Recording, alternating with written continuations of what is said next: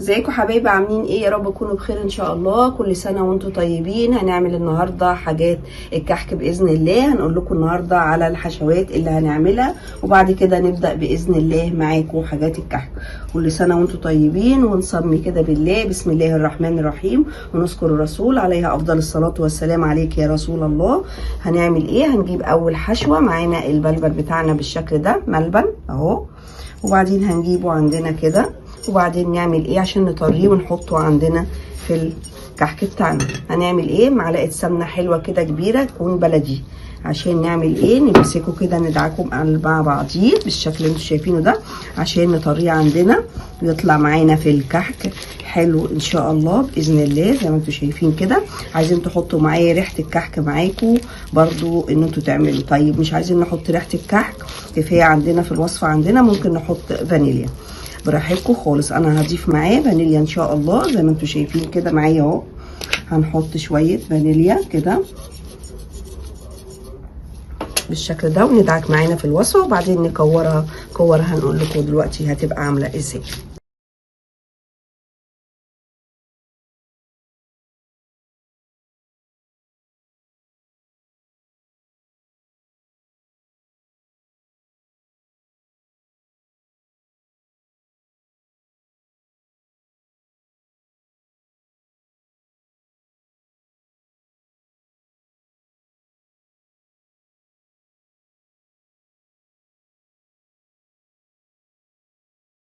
نبتدي هنعمل كل ده ونخلصه ان شاء الله هنا عندنا، وبعدين نبتدي معاكم الحشوه الثانيه باذن الله. هنبتدي معانا العجوه اهو، الوصفه الثانيه العجوه بالشكل ده موجوده دلوقتي في السوق عند بتاع الحلواني. هناخد معانا مكعبين من الزبده اللي هي الصفراء، وبعدين نبتدي نفرك معاها عشان نطريها. نحط معاها ايه؟ نحط معلقه سمسم اهو. طب ايه كمان؟ هنحط ذره قرفه.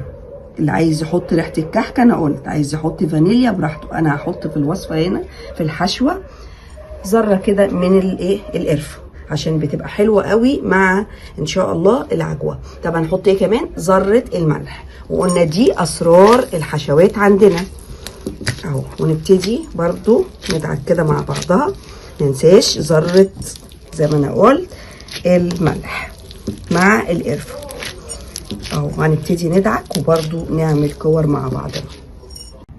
بقت بالشكل اللي انتوا شايفينه ده. نبتدي برضو زي المره اللي فاتت نكور كوره صغيره خالص عشان الحشوه بالمنظر ده، وبرضو كيس تلاجة ونبتدي نرص عليه. ولو دهنت زيت بسيطه خالص بالفرشه على الكيس يبقى زي الفل، عشان لما تيجوا تشيلوها ما تلاقوهاش لزقت في قلب الكيس بالمنظر ده. هنقول لكم بقى هنعمل كل الحشاوي ونوريها لكم ان شاء الله، وطبعا هنعمل معاكم الفيديو باذن الله بتاع الكحك. استنونا.